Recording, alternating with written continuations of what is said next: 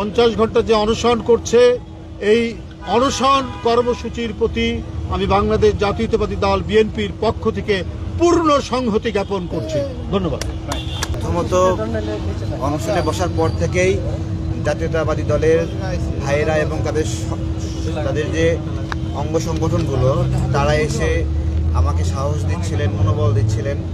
আমরা দীর্ঘদিন একসাথে যুগপৎ আন্দোলন করেছি এবং রিজভী ভাই এবং আমি একসাথে জেলে ছিলাম।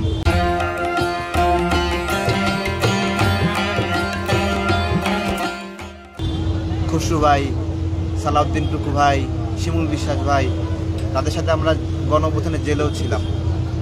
তো ওনারা এসেছেন, ভালো লেগেছে, এটা খুব ভালো লেগেছে, ধন্যবাদ।